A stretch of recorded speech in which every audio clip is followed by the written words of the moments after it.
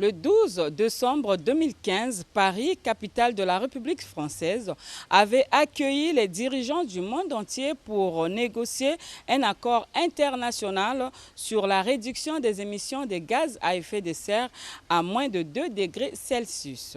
Cet accord a marqué l'histoire des avancées multilatéralisme, de la science et de la solidarité face au climat. 5 ans après, que peut-on retenir de cet accord historique sur les changements climatiques et des engagements des États sur la stabilisation du réchauffement de la planète? Cette question fera l'objet de notre émission d'aujourd'hui. Mesdames, Mesdemoiselles et Messieurs, bonjour. Bienvenue à Afrique Environnement Plus. Je ne suis pas seule, je suis avec 4 invités avec lesquels nous allons parler sur les 5 ans de l'accord de Paris sur les changements climatiques. Tout de suite, ouvrons notre magazine.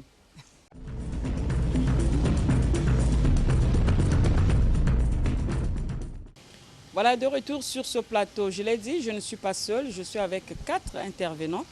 Ils vont d'abord devoir se présenter et puis après, nous rentrerons dans le vif de notre sujet. On va commencer par Monsieur Efaka. Bonjour. Bonjour, madame. Vous pouvez vous présenter à nos téléspectateurs. Vous tenez bien le micro près de la bouche. Merci de me recevoir. Je suis Efaka Jean-Paul, secrétaire général du Cercle des Amis Unis pour le Bon Sens. Bonjour. Bonjour, madame. Alors, qui êtes-vous? Vous allez regarder la caméra. D'accord, je suis Mbama Veiga Fanny. Je suis porte-parole du Centre international des formations en droits humains et développement durable. Bonjour. Bonjour madame. Vous pouvez vous présenter à nos téléspectateurs? Oui, moi c'est monsieur Okambo Tongo Guy Bienvenu. Je suis le président de l'association Solidarité Verte. Merci. Merci madame. Je suis monsieur Kaya Mikala Huguin, coordonnateur de l'ONG Éveil d'Afrique. Vous êtes un habitué de l'émission Afrique Environnement Plus. Alors, vous gardez le micro. Je l'ai dit, aujourd'hui, nous allons parler de l'accord de Paris 5 ans après.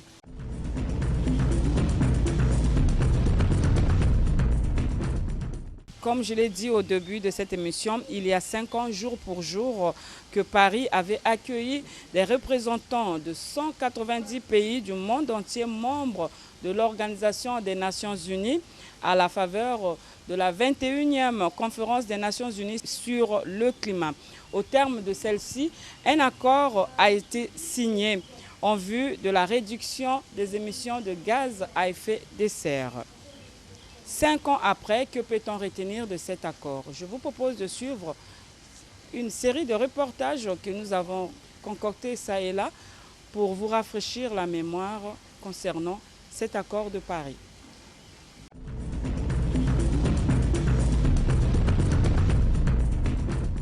Paris, décembre 2015. 195 pays s'engagent dans la lutte contre le réchauffement climatique.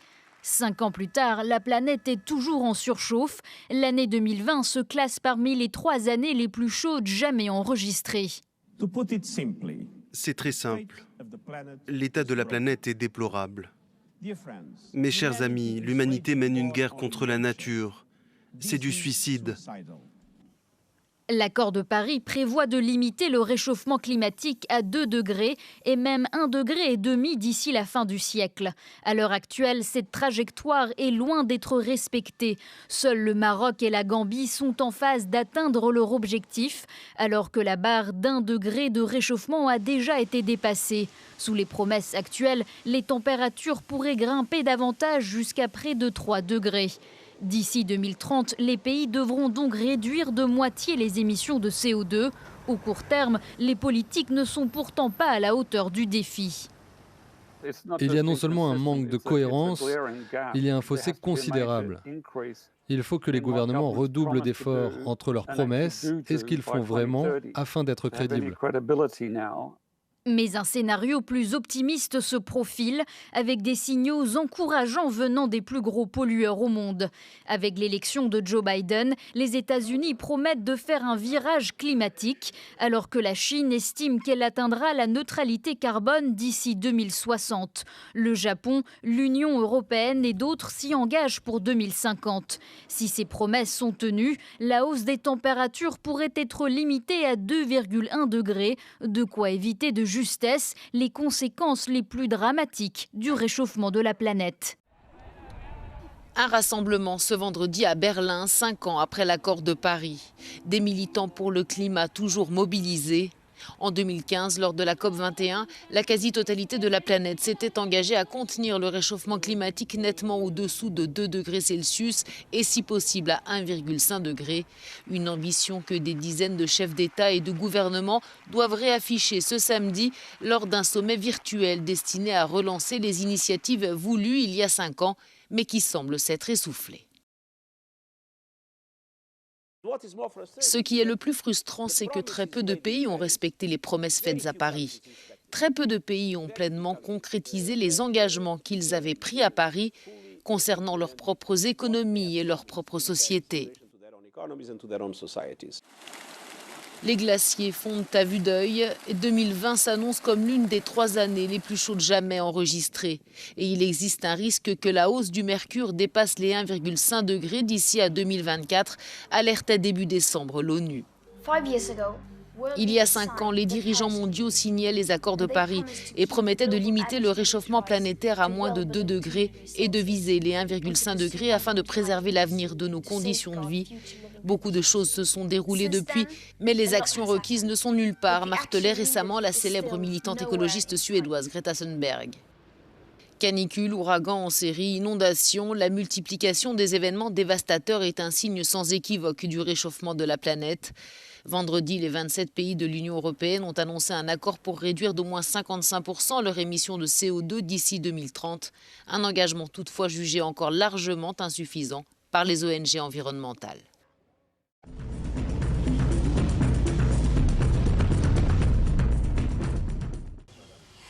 Voilà, de retour sur ce plateau.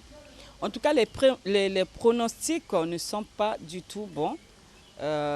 Vu les reportages que nous venons de suivre, ça montre que les 5 ans de l'accord de Paris n'ont pas abouti à quelque chose. Docteur Efaka, vous qui avez le micro, qu'est-ce que l'on peut dire alors?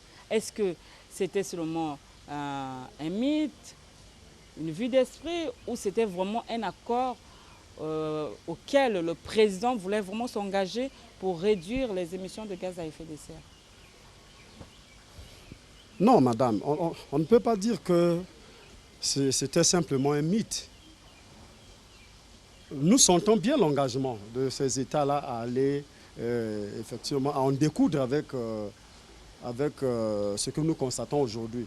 C'est-à-dire que les émissions de gaz, de façon sauvage même, j'allais dire, si vous me permettez le terme. Oh oui, je vous en prie. Donc on ne peut pas dire que c'est un mythe, la conscience y est. Mais le problème qui se pose, madame, est celui de l'éthique même de la chose. C'est-à-dire que nous avons un problème quand nous arrêtons des décisions et après, sur le terrain, on n'arrive pas à appliquer. On n'arrive pas à appliquer. Donc il y a un problème éthique. De l'applicabilité. Effectivement, vous l'avez dit bien, madame. Et donc aujourd'hui, je crois que l'espoir, peut-être la COP 26 pourrait peut-être susciter de l'espoir. Il y a eu quand même plusieurs COP.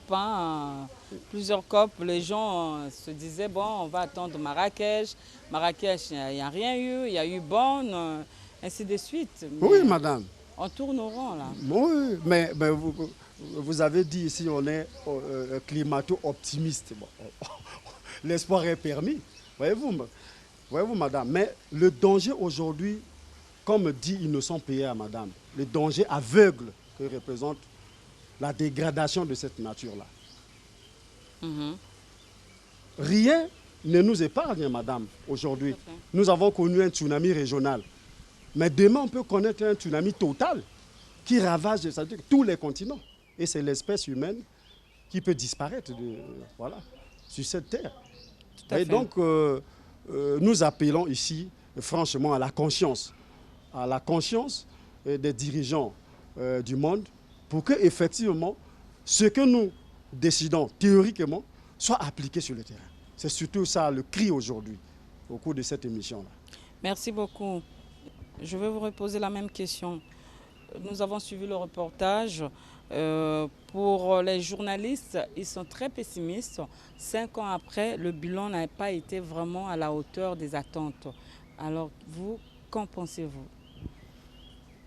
Bon, 5 ans après, le bilan n'a pas été en accord avec les résultats escomptés. Tout à fait, j'ai essayé de le dire au début parce que d'abord, tous nous avons constaté un très grand relâchement. Je l'ai dit, d'abord, voilà, des dirigeants. C'est peut-être dû à la Covid-19. Bon, dire que c'est par rapport à la Covid-19, bon, écoutez, la crise de Covid-19 a frappé, c'est vrai, a frappé pratiquement tous les États. Et n'oublions pas que la crise, elle est encore là. Mais comme l'a souligné un président africain, au-delà de la crise de Covid-19, nous avons d'abord au préalable 2 grands problèmes que l'humanité doit faire face. Et nécessairement les pays africains, en ce qui concerne le climat et en ce qui concerne la famine. Donc c'est des sujets à ne pas mettre à l'écart parce qu'il y a la crise de Covid-19 qui est là. Et si vous vous rappelez, madame, lorsque le premier poumon écologique mondial a eu feu, vous avez suivi l'intervention du président Emmanuel Macron, je crois le 22 août 2019, qui a sonné un cri d'alarme au pays de G7 parce que la crise était là. Ouais. Donc il faut pas, le danger est là. Le danger est là. Et ici, il faut dire, moi, ce qui me craint plus, c'est en fait les pays en développement. Vous savez, nous, beaucoup plus, on subit les effets de ce réchauffement climatique. Mais par contre, les principaux pollueurs et les principaux acteurs de ce changement climatique, c'est dû aux pays développés. Et ils ont des moyens, de contrer certaines conséquences, mais nous, en Afrique, non. Voilà. Je crois que c'est le problème que M. Huguin Kaya a abordé tout à l'heure, la compensation. Tout à fait. Hein, parce qu'il y avait 3 grandes décisions lors de la COP 21, parmi lesquelles on devait payer les pays qui ne polluaient pas assez, voilà, mais qui subissaient les effets du changement climatique. Voilà. D'accord. Alors, Monsieur Okambotongo, je vais arriver à prononcer ce long nom. Merci. Alors, nous venons de suivre les reportages. Les journalistes ne sont pas d'accord avec le président Macron. On va en revenir sur son discours, parce que le président Macron s'est dit fier de cet accord. Mais vous, quel est votre avis? Bon, effectivement, je crois que Paris, c'est un départ.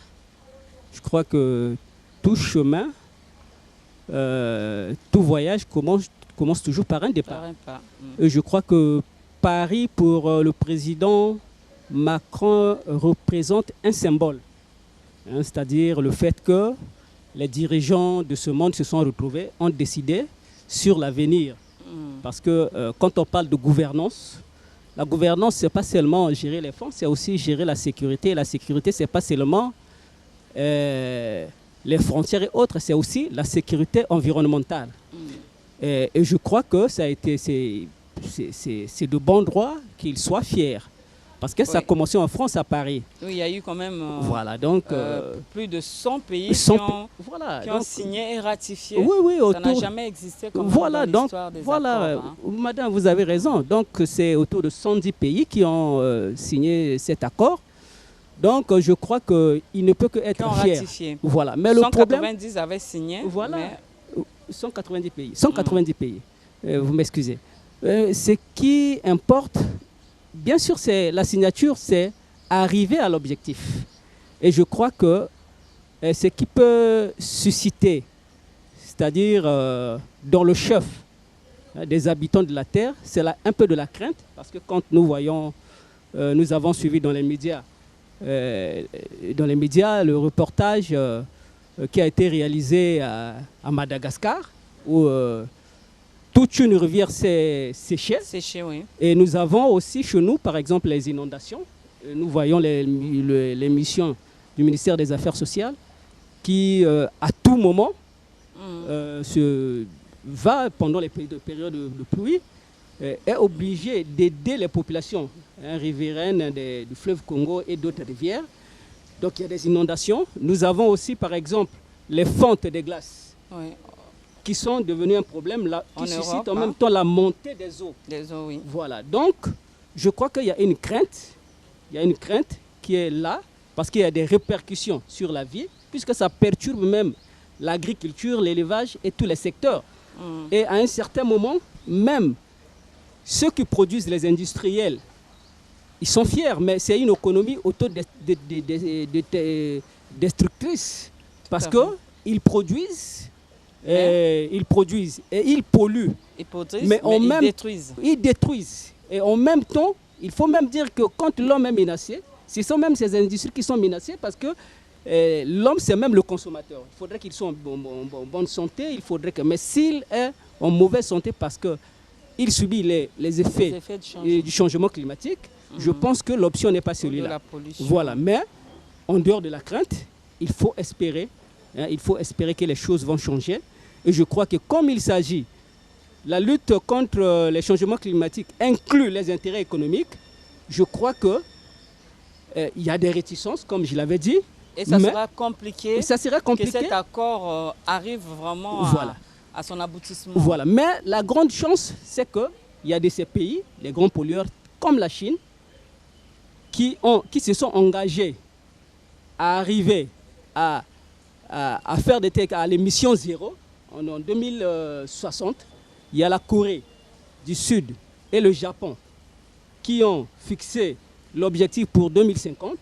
Je crois que il y a les mécanismes qui sont mis en place pour faire de telle sorte qu'on arrive à là. Mais nous souhaitons, on attend l'application. Voilà, nous souhaitons l'adhésion. C'est bien, hein, ça fait 5 ans quand même que ça passe vite. Hein, mais il faut espérer. Les pays ont pris les engagements, mais après...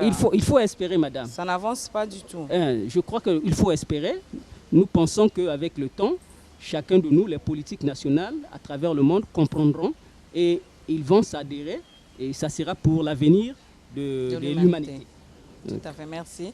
Monsieur Huguin Kaya, on constate ça et là la réduction des fleuves. Hein. On prend le cas du lac Tchad, il y a les étillages, les érosions maritimes, l'effondrement des glaces à vue d'œil, les chaleurs insupportables, les canicules, les inondations, que sais-je encore, les ouragans dus aux effets des changements climatiques. Alors, est-ce qu'on peut dire que l'accord de Paris a-t-il apporté quelque chose dans l'avenir de l'humanité? Merci madame. Je veux me permettre de faire un décryptage par palier. Déjà, il faut noter qu'avant l'accord de Paris, donc avant la COP21, il y a eu beaucoup de sommets. Il y a eu Rio +20, il y a eu Kyoto, il y a eu Copenhague. Mais par contre, ce qu'il faut noter, c'est que l'accord de Paris a accusé d'une bonne obédience. C'est-à-dire qu'il y a eu beaucoup de pays qui sont inscrits. Et ceci démontre combien la volonté politique de la réduction, donc la volonté politique de la réduction des gaz à effet de serre a été manifeste. Après, il faut quelque part aussi essayer de laisser un peu, de penser un peu positivement. C'est-à-dire, pourquoi il faut attendre 5 ans? Tout simplement parce qu'une étude d'impact environnemental, pour voir réellement une amélioration, donc un changement ou pas, il faut au moins un quinquennat. Ce qui veut dire que Marrakech, Bonn, Katowice et Madrid ne pouvaient pas déjà comme ça, d'une façon précoce, nous présenter là un paysage amélioré du réchauffement climatique. Donc il fallait donc attendre 5 ans. Voilà pourquoi le rendez-vous de Glasgow, qui malheureusement a été avorté suite à la Covid-19, pouvait être là le véritable baromètre qui nous permettrait de faire une évaluation de la température mondiale. Mais heureusement qu'il y a un rapport scientifique, puisqu'ici le débat il est scientifique. Il faut partir du rapport du GIEC, le groupement intergouvernemental sur l'évolution du climat, qui nous donne un rapport très très étonnant. Nous qui pensons que 2020, avec le confinement partiel qu'a connu le monde, on a bien sûr observé une réduction de gaz à effet de serre, d'émissions, mais malheureusement, la planète n'a pas connu un doux réchauffement, bien au contraire. L'année 2016 et l'année 2020 ont été considérées comme les années les plus chaudes sur le plan de la température. Donc c'est pour dire que le confinement n'a pas été d'une base scientifique, n'a pas eu un effet éventuellement positif sur la température mondiale. Non. Alors, sur un troisième point, j'allais revenir, tout simplement, qui a été malheureusement ici la bête noire de cet accord, c'est la pensée économique, donc la pensée capitaliste, qui se heurte à la pensée écologique. Oui, c'est-à-dire que chaque État, ses éventuellement, vous savez que nous sommes dans un monde où nous concourons tous au leadership économique. Et donc les États-Unis, notamment avec le président Trump, se veut pérenniser sa position de leader économique mondial. Et malheureusement, dans l'œil climato-sceptique du président Trump, il voyait dans l'accord de Paris une façon tout simplement d'effriter l'économie américaine. Et lui qui était un businessman, et ce courant économique capitaliste, il insulte chez son frère brésilien João Bolsonaro, qui lui aussi est un climato-sceptique. Et voilà comment la difficulté ici que nous, les experts en environnement, ce qui nous fait mal, c'est que c'est des pays pollueurs qui malheureusement n'acceptent pas aujourd'hui d'accepter la taxation du pollueur payant. Parce que ils ne croient pas, au changement climatique. Mais pourtant les preuves sont vraiment palpables. Heureusement qu'aujourd'hui il y a une grande puissance qui est la Chine, qui aujourd'hui a compris que réellement les impacts, parce qu'elle-même elle vit les impacts aujourd'hui, et elle les vit vraiment d'une façon atroce. La Chine a pris une résolution très importante, c'est d'atteindre la neutralité carbone avant 2060. Mais le vrai problème ici, et il faut qu'on se le dise, comme a dit le docteur Efaka, nous devons dire la vérité aux téléspectateurs, qui pour la plupart, je pense, ne sont pas des professionnels de l'environnement. Il faut quand même se réjouir d'un effort de l'Afrique. L'Afrique participe à moins de 4% dans les émissions de gaz à effet de serre. Ça veut dire que l'Afrique ne pollue presque pas. Mais malheureusement ou heureusement, cette même Afrique a été bien représentée à l'accord de Paris sur le climat. Cette même Afrique a eu ces pays qui ont ratifié l'accord. C'est donc là une volonté écologique des pays africains à participer à la préservation de l'environnement, à la lutte contre les changements climatiques. Et en même temps, cette même Afrique, malheureusement, elle doit lutter contre la famine, contre la crise économique, contre la pauvreté contre la sécheresse, la désertification. Vous parlez d'étiage, d'inondations, de glissement de terrain, l'Ubangi aussi aujourd'hui. Alors, il faut que les pays africains se lèvent aujourd'hui. Et je profite de l'occasion d'avoir en face de moi M. Efaka qui représente valablement le docteur Michel Innocent Péa, qui s'est lancé là dans cette forme de négociation climatique, j'aime bien l'appeler l'ambassadeur climatique, qui tout simplement rappelle à ces pays-là le rôle que joue aujourd'hui le président Denis Sassou Nguesso dans le cadre de la préservation du bassin du Congo, qui est un poumon important dans le cadre de la séquestration carbone. Donc nous devons imposer les financements, et Madame la ministre récemment l'a dit, nous devons tout simplement, c'est un droit que nous avons aujourd'hui, de recevoir des financements. Mais en Afrique, on a comme l'impression que c'est seulement le président Sassou lui-même qui se lève pour lutter contre ce fléau. On ne sent pas la volonté des autres chefs d'État. Je vais clôturer par là. Et, Madame, vous savez que l'engagement est tout à fait personnel. Certaines personnes aujourd'hui augurent plus d'objectivité dans d'autres choses. Et si aujourd'hui le président de la République s'inscrit en tant que visionnaire écologiste, c'est pour le bien de la République, c'est pour le bien de la sous-région. Mais comme vous le dites, nous souhaitons aussi que d'autres présidents en Afrique prennent le relais. Et même, comme l'a dit M. Guy, le président de Solidarité Verte, mais la société civile aussi. Les politiques, la jeunesse doit s'impliquer dans ce combat qui, je pense, est de type nouveau. Merci. Nous allons passer à un autre reportage. Cette fois-ci, nous allons parler du chef de l'État français Emmanuel Macron qui est fier de l'accord de Paris sur le climat parce que, selon lui, cet accord constitue une avancée forte du multilatéralisme, de la science et de la solidarité face au changement climatique. On le suit.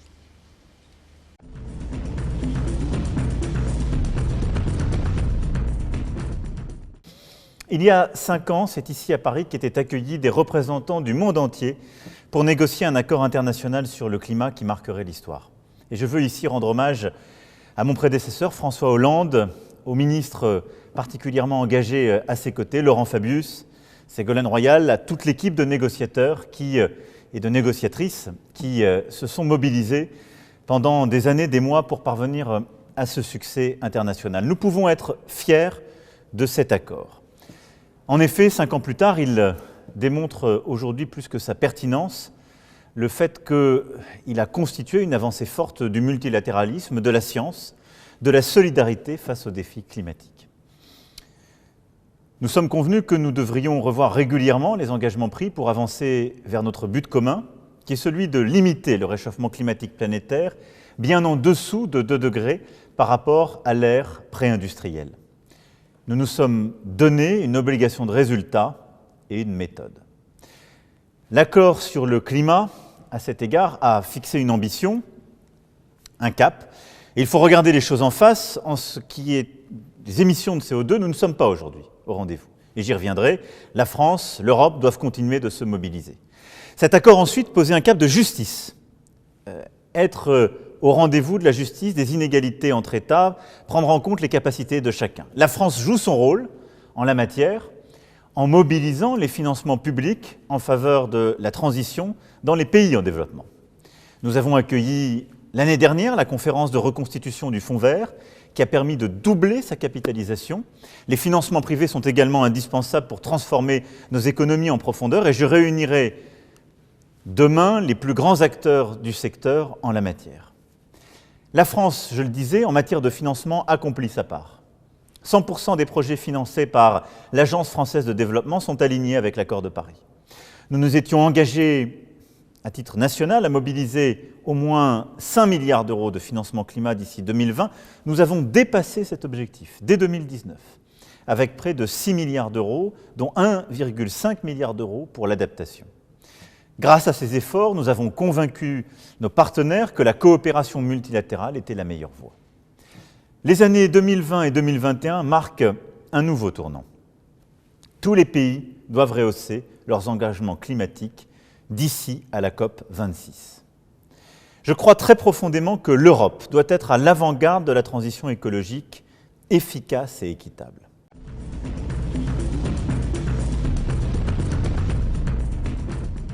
Nous venons de suivre le président français qui se dit fier de cet accord sur le climat de la COP 21. Mais de l'autre côté, les ONG jugent cet accord insuffisant.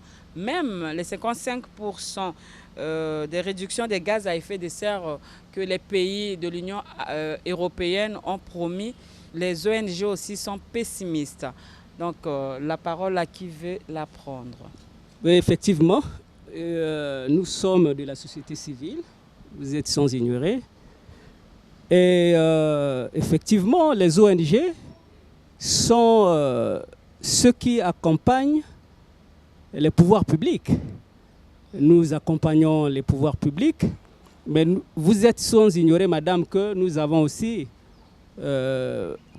pour rôle de faire un peu de pression pour faire de telle sorte que certaines choses marchent au profit de la population. Tout à fait. Donc, raison pour laquelle, effectivement, les ONG connaissent ce que sont les politiques. Vous verrez effectivement, madame, que les gens ont décidé à Paris. Non, ce sont les politiques, pour les raisons de politique nationale, qui ont pensé que ça ne devait pas se dérouler comme ça, à l'exemple de M. Trump qui s'est retiré.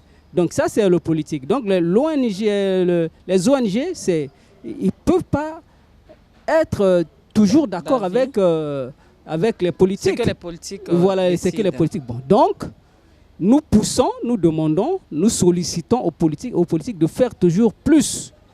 Et parce que, en réalité, celui qui profite, c'est toujours la population, mais la population, c'est nous tous. C'est l'humanité qui va en profiter parce qu'il y a l'alerte, il y a péril dans la demeure. Ouais. Si vraiment on ne prend pas la décision de faire les choses autrement, de fonder l'économie sur ce qu'on appelle, si vous me permettez la tautologie, l'économie verte, en tenant compte des réalités que nous vivons tous les jours. Je pense que c'est de bonne guerre que les ONG poussent et demandent aux politiques de faire toujours plus.